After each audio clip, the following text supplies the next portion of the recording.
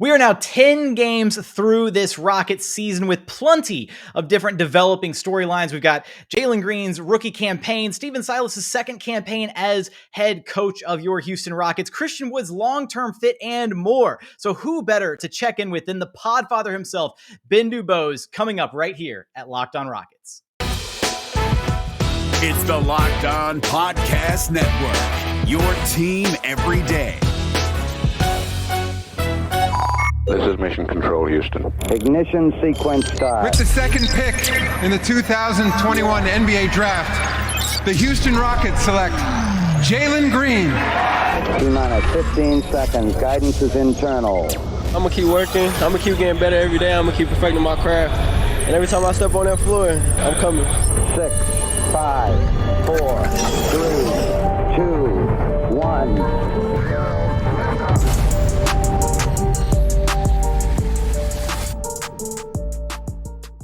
What's up, and welcome to another episode of Locked On Rockets, the best and only daily podcast covering your Houston Rockets. As always, I'm your host, Jackson Gatlin, native Houstonian and partner at Apollo Media. Be sure to follow along on Twitter at JT Gatlin, the show, of course, at Locked On Rockets, as well as at Apollo HOU. Today's episode is brought to you by RockAuto.com. Amazing selection, reliably low prices, all the parts your car will ever need. Be sure to visit RockAuto.com. We thank you for making Locked On Rockets your first listen of the day. We've got some great topics lined up. We're going to kind of hit on some of the biggest storylines from this NBA season so far, 10 games in. And here to do that with us is none other than the Podfather himself, Rockets Wire Editor Ben DuBose. What's up, Ben? How's it going?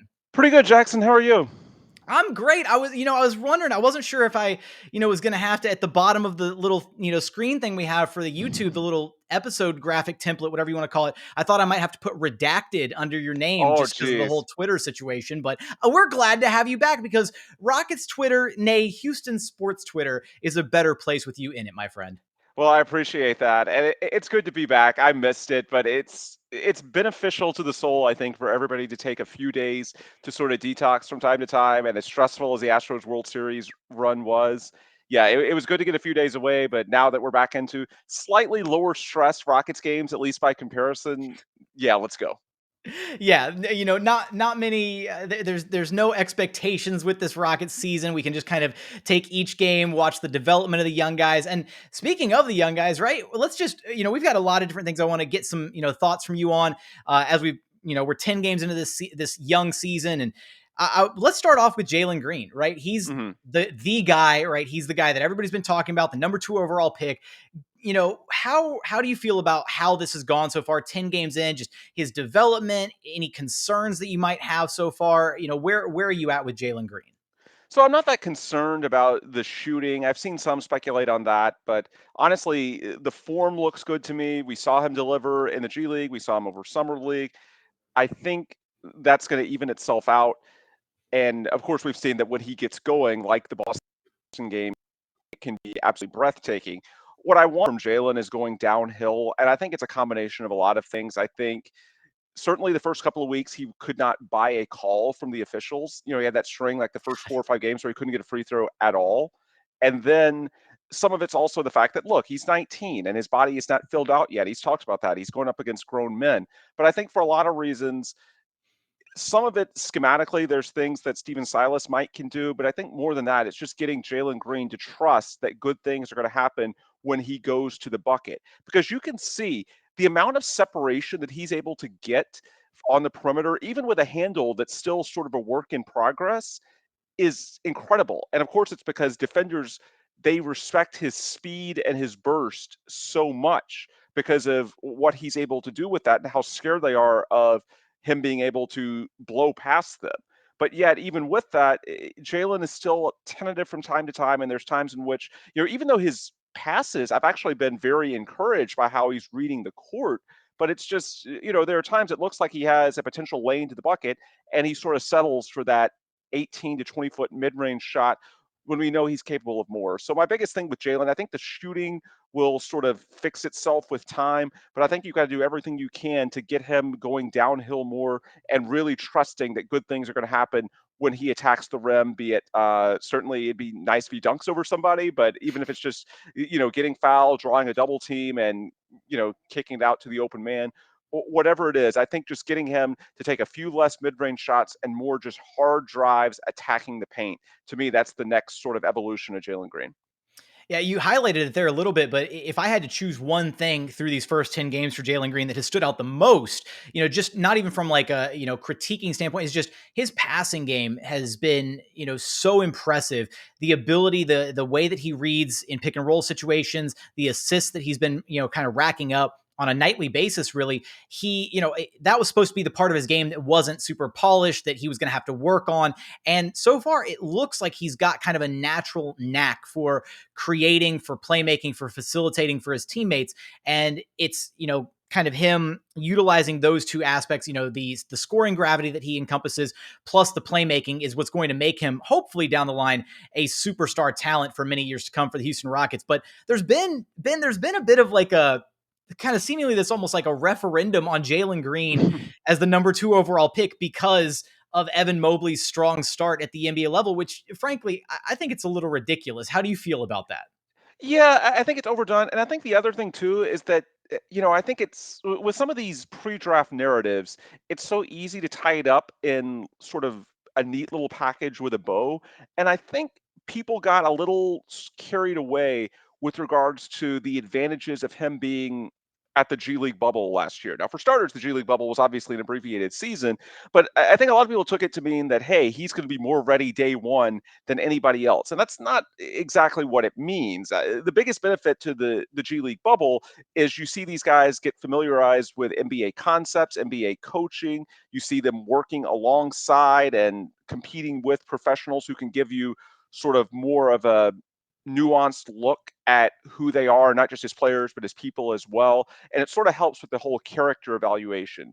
But at the end of the day, especially for someone like Jalen, and I think the same thing holds true with Cade Cunningham for the record, when you're talking about a perimeter player, a wing that's you're trying to see a star in the modern NBA, there's a very fine line between a guy who's just putting up numbers and a guy who's doing it efficiently and within a context that's conducive to winning. And that's what they're trying to build with Jalen Green. And I think him being at the G League bubble, he's capable of putting up numbers, but as far as doing it within the confines of winning basketball, that's going to take time. And it's especially the case given his body type, he needs to fill out.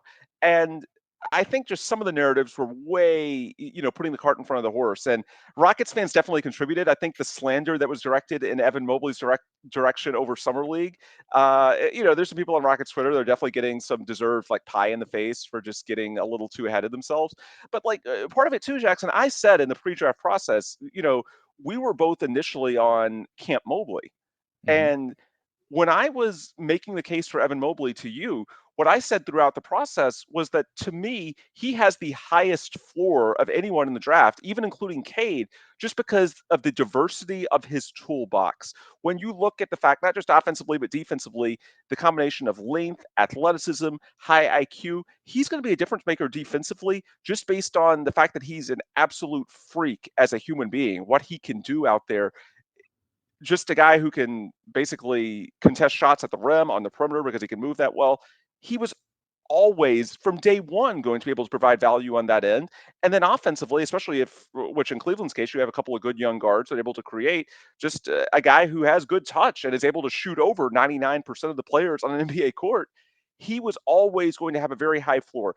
There was very minimal, in my opinion, risk that Evan Mobley was not at a bare minimum going to be a good NBA player. There's just the toolbox is just way too diverse. Whereas with Jalen Green and Cade Cunningham, and I think we should point that out because, of course, the next game, Jalen and Cade, Rockets and Pistons on Wednesday night, these guys, they are certainly good athletes, but their physical traits are not just historically off the page like Evan Mobley's are. So with regards to Jalen and with Cade, a lot of it is going to come down to technique. A lot of it's going to come down to sort of how they read coverages, how they adjust. And that stuff is going to take more time. And, the final point I would make on this, in my opinion, what swayed the Rockets to take Jalen Green at number 2 overall over Evan Mobley, and according to some reports, they might have taken him over Cade Cunningham as well if that was an option, was that they love Jalen Green's intangibles, the work ethic, the gym rat, that professionalism we talked about that we heard about from Brian Shaw, his coach of the G League bubble. with Bobby Brown, Jarrett Jack, his former teammates with the G League night last year. The work ethic, the intangibles, that's not a day one thing. When we're talking about Jalen Green and the work ethic that we hope makes him special, that's a matter of months and more realistically, a matter of years. It's how hard do they work in practice? It's how much film study do they do? Do they live in the gym? How hard do they work in the off season? And not to throw shade at Evan Mobley or anyone else, it's more that Jalen has this rep for just being just insatiable, basically, in terms of his appetite for success at the NBA level and just to be a star. And that doesn't happen day one. Right now, these guys are all sort of just living on their athleticism and they're just sort of flying by the seat of their pants. Big picture, what it's about with Jalen Green, it's the work ethic, it's the intangibles, and that's going to be a month to month, really a year to year, season to season type thing. And that's just not something that you can realistically grade 10 games into his tenure. And so I think sort of the message has gotten lost. Rockets Twitter got so excited by Jalen Green's summer league that everybody's understandably, wanting to crown him rookie of the year and see all this right away. No, big picture, the reason why the Rockets went with Jalen Green was the stuff that's going to be measured in months and years down the road. And for now, certainly there are going to be some highlights, and we hope that there's more Boston games to come. But I think in the big picture, what sold the Rockets on Jalen, you're going to have to be a little bit more patient to fully see it unlocked. And speaking to some of those intangibles, right? I mean, Stephen Silas has remarked on it a few times now. Training camp earlier this season, he's mentioned it a few times, right? Is focusing on some of those intangibles that Jalen Green brings to the table, that he is committed to the work they're doing, that he puts in the hours, that he is focused on the film, that he is, embracing the concepts of this team. And then by and large, the number one factor when asked about, what it's like coaching guys like LeBron, Steph, Luka, and now Jalen Green, is the confidence, is that they have this unwavering confidence in themselves. Mm-hmm. And I think at times we've seen that confidence waver a little bit from Jalen Green on the actual court. But I think over time, he's going to build that up and get to a point where it's just, oozing out of him. He's got the swagger. He's got the confidence. He just needs to be tapped into it 100% of the time, which we're going to see develop over time. But I want to talk a little bit about Stephen Silas, some of his rotations, game management, all that good stuff coming up after a quick message from our friends over at Truebill. Do you know why free trials renew without your consent? It's a business scam out to get you. Don't let greedy corporations pocket your money. Download Truebill to take control of your subscriptions. Truebill is the new app that helps you identify and stop paying for subscriptions you don't need, that you don't want, or that you simply forgot about, right? Because sometimes that happens, right? I know I've done that before.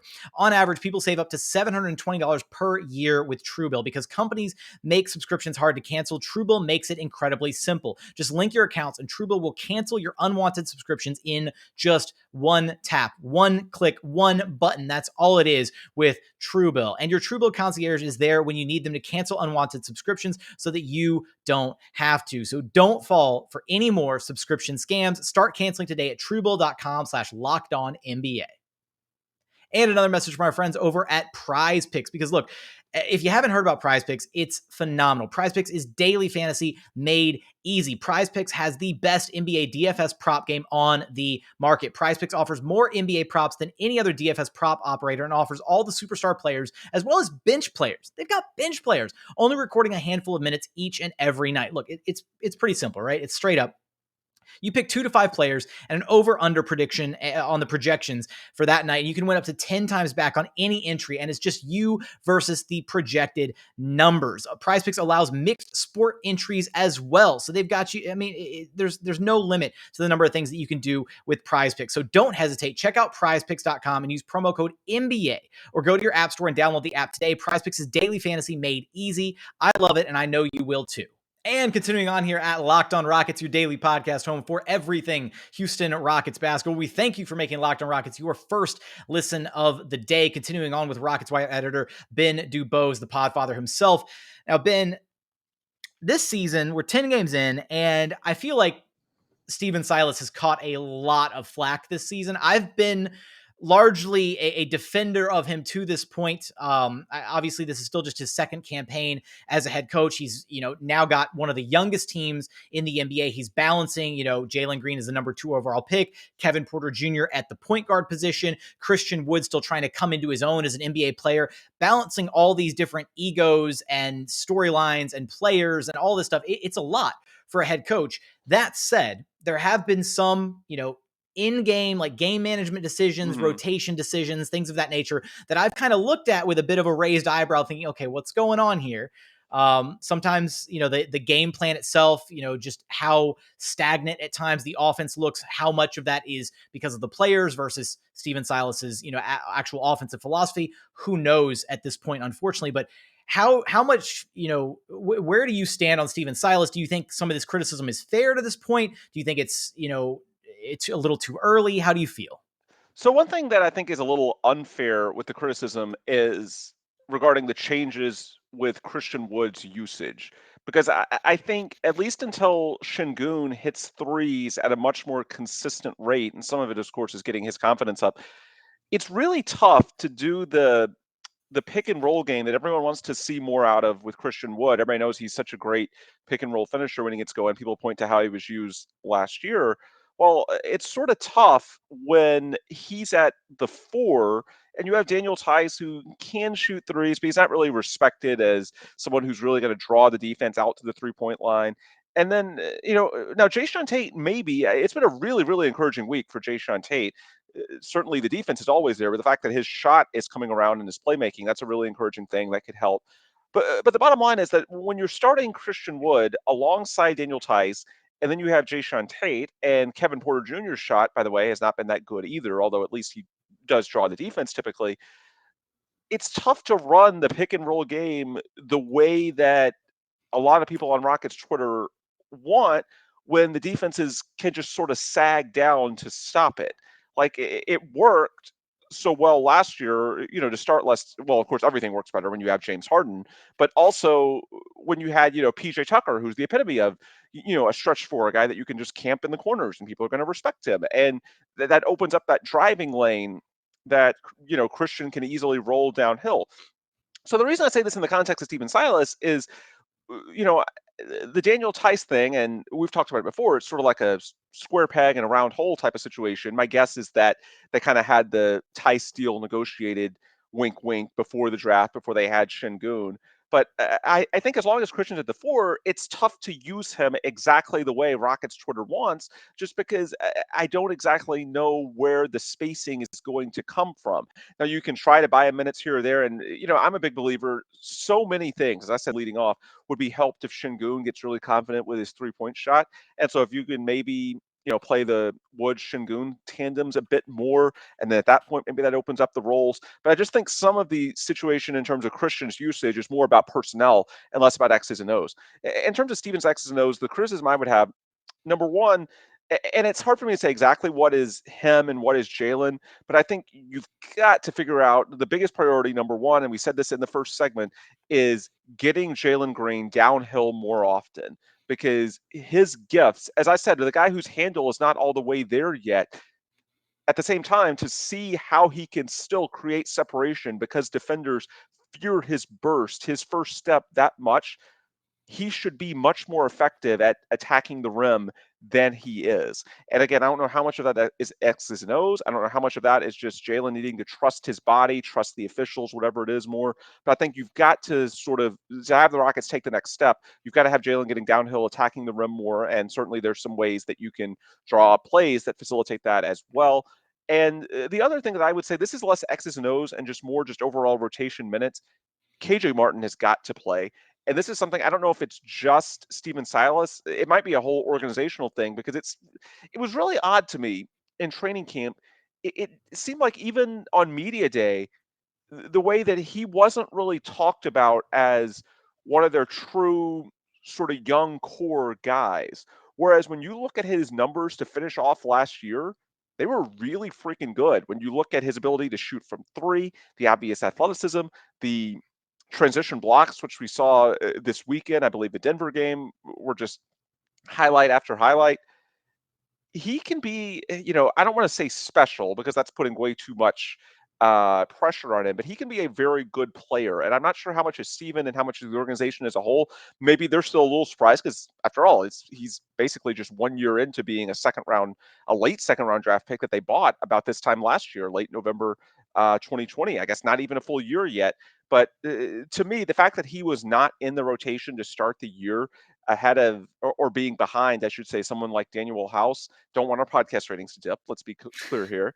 But KJ is someone that maybe you're not able to get him, 20, 25 minutes a night, but at bare minimum, give him, 10, 15 minutes worth of run to see what he can do, because he's got, the athleticism is special.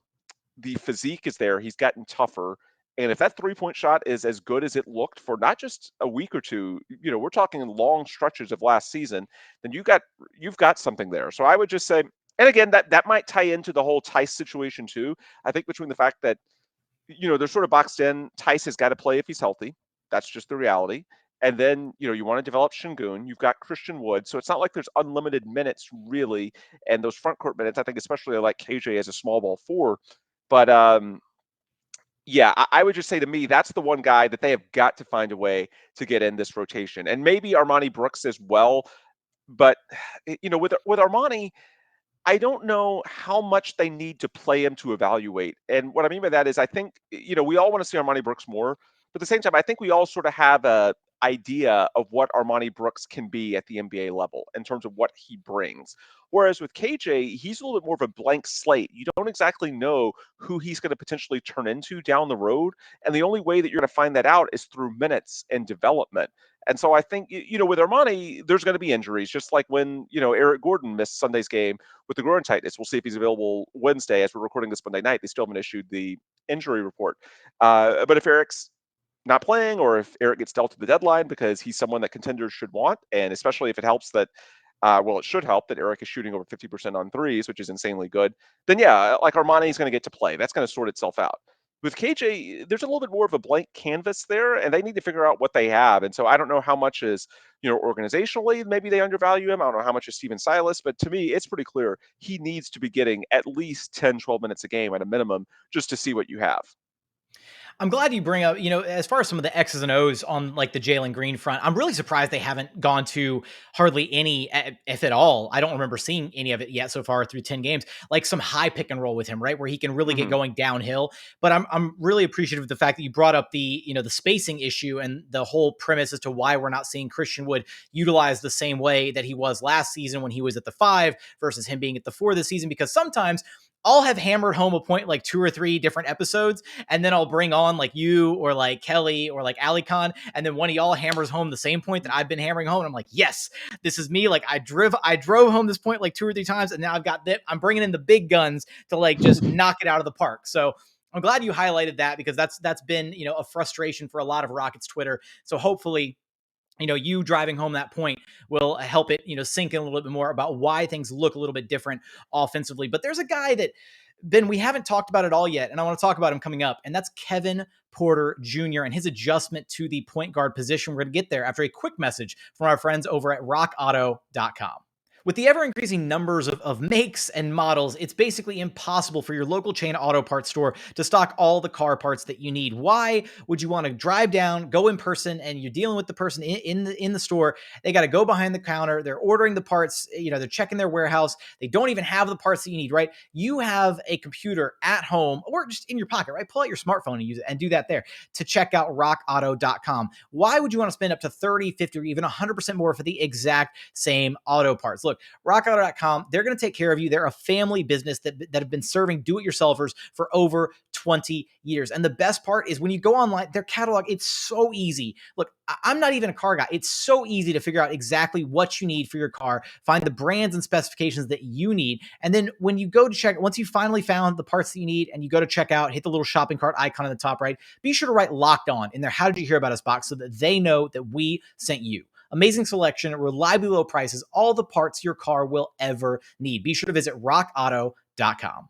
And final segment here at Locked On Rockets, your daily podcast home for everything Houston Rockets basketball. We thank you for making Locked On Rockets your first listen of the day. Now, for your second listen, go check out Locked On Fantasy Basketball. Josh Lloyd is amazing at what he does. If you care about fantasy hoops at all, you've got to go check out Locked On Fantasy Basketball with Josh Lloyd. He is awesome at what he does. Now, Ben, before we get into the KPJ stuff, because this is going to be an ongoing thing as we traverse this entire season, is KPJ getting acclimated, accustomed to the point guard role. I want to get your observations on how that process has been so far. But before we get there, Another message from no, I'm not going to do that. We're not going to do 2 ad breaks back to back. I felt like pump faking the listeners for a second. Anyways, let's talk Christian Wood for a minute, because what has transpired over the last 48 or so hours with Christian Wood, from the end of the Denver Nuggets game to that post game, press conference, where he said that he wanted to be more involved in the offense, to then the just disappearing act of him in the first half against the Golden State Warriors, and largely the whole game, honestly. Let's be honest, right? He only had 5 shot attempts the whole game. And, it could be highlighted by the fact that there was a specific play where Christian was calling for the ball in the corner, wide open, receives the pass, and then immediately kicks it to the next guy. I made a point on this already. I think he was being a bit passive aggressive and trying to prove a point. What do you think about what's going on with Christian Wood? Yeah, it's definitely possible. And, all the things that we talked about in the last segment, look, Christian Wood is a high IQ basketball player. That's part of what makes him successful. He's, as far as interviews, when he opens up, he's honestly one of the best interviews, probably in my opinion, the best on the team, because he will really tell you what he's thinking. He can be very insightful. And so if we're talking about this stuff, I'm sure he knows it and then some.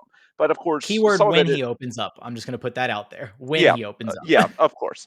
And that's true with anybody, but yeah, especially with Christian for sure. But the interesting thing about it is, of course, everything we say about his usage being different is true. But then, of course, a lot of it comes down to what we were saying in the last segment. It's about personnel. The Rockets are a little bit boxed in with regards to just who they have out there. And the fact that for a lot of reasons, you've got to play Daniel Tice and Şengün major minutes right now. I mean, they're basically taking up all the minutes of the 5. It is what it is, assuming health. And so that does sort of box you in a little bit. If you're Steven Silas, there's only so much that you can do. But from Christian's perspective, he's a very accomplished NBA player, was getting all-star consideration last year. So yeah, of course he's going to have feelings about that. And to me, that's going to be the real challenge of Steven Silas. After the game last night, Silas in his post-game remarks, he sort of alluded to it, but he downplayed it, saying, Christian was frustrated, I was frustrated. Silas tried to sort of give a hat tip to Draymond Green, who is a very good defender, let's be clear, but it wasn't all that. As you mentioned, there's possession when he was wide open from the corner, and then after calling for the ball, decided to swing it. And I thought the Daniel Tice comments were more revealing, and I actually did a story on Rockets Wire today about that, in which there was a question about Christian Wood getting off to a slow start. And, he initially said, yeah, we need Christian to play well. If he's not, we've got to pick him up, blah, blah, blah. But then in that answer, it took, 20 or 30 seconds to get to. But Tice mentioned the fact that, hey, we need to stay together. We don't need to start questioning everything and to put our heads down. And it was hard for me to listen to that and not think on some level that he was referring to the elephant in the room that we all saw.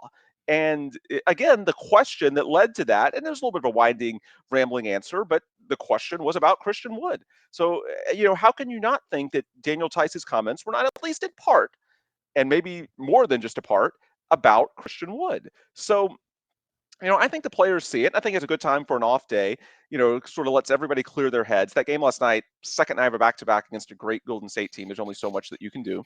And the way they lost last week was very frustrating, including the heartbreaker in Denver. And now, you're at home. You get Detroit, who's 1-8. My guess is the Rockets are actually favored in that game. Christian will certainly be incentivized because that's the team that, he most recently played for, and they were not willing to give him the money that Houston was. So I think that'll help to turn the page. But to me, it's more reflective. It's less about Christian and more about the challenge that Steven Silas is going to have this year of keeping these guys bought in if the results aren't there. And to me, that's what Twitter sort of leaves out in some of the analysis that I see. In a perfect world, we see this all the time. Fans saying, well, you want the team to give you hope, but then lose the game so you can maximize your lottery odds. Well, there's a couple of problems with that. Number one, the lottery odds are flattened in general, so it's not the same advantage that it used to be. Last year, a bit of an exception because the drop-off for the Rockets was so steep. If they weren't in the top 4, it would have been like, it would have felt like the franchise was ending. It would have been so devastating. So not quite the same stakes this year. But the other part of it is that you do need some wins to keep these guys bought in to the development that we hope we see from these guys like, well, obviously Jalen Green, Kevin Porter Jr. We'll talk about him in a minute. Jae'Sean Tate, who I think has had a great week. Your younger guys, but Christian Wood's only 26. You want to see them getting better. And to keep everybody in the right frame of mind to develop and take the lessons and work together, then you need some wins. You need some results. And I think what we saw out of Christian, I'm not going to assume it's any more than one game at this point. I think, second end of a back-to-back, it's been a frustrating week coming so close and not getting the results.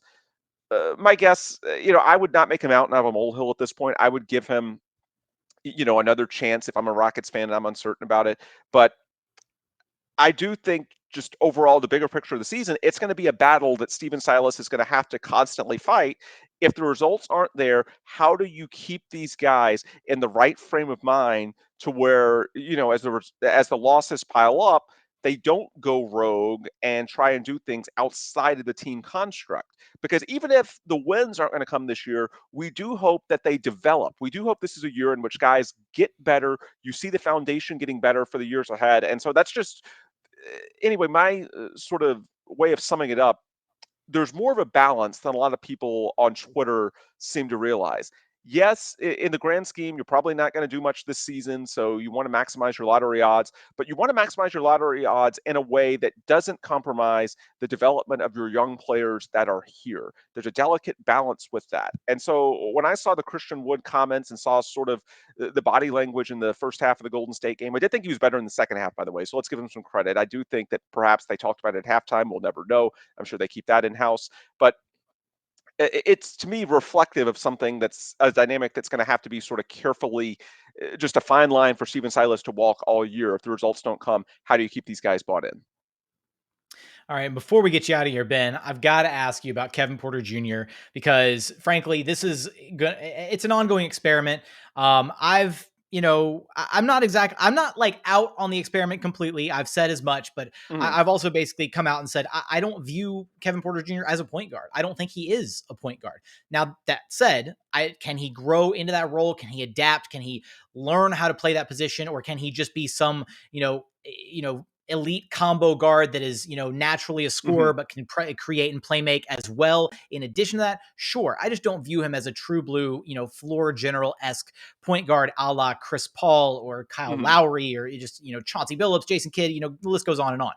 That said, how have you felt about his adjustment, his transition to that position so far this season? Mixed results. I mean, there have been games where the handle is not as crisp as you would like it to be and the turnovers are high. I look at this in a little bit of a different way than a lot of people, in that I don't think he has to be someone in the Chris Paul mold. I don't think he has to be a traditional point guard. I think we're increasingly going to a positionless NBA. And we talked about in the first segment, Jalen Green being even better as a passer and in terms of how he reads things and how instinctive he is.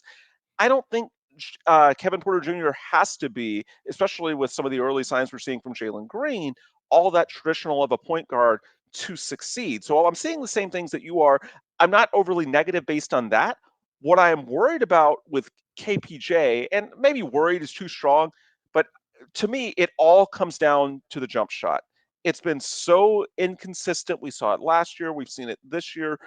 To me, what's going to be the variable that determines success for Kevin Porter Jr., whether he's a point guard, whether he's a shooting guard, the accuracy from, well, certainly the mid-range, but I would say the three-point shot, which is sort of the holy grail for a guard in the modern NBA, there are far too many clunker games that we've seen, and the sample is really small.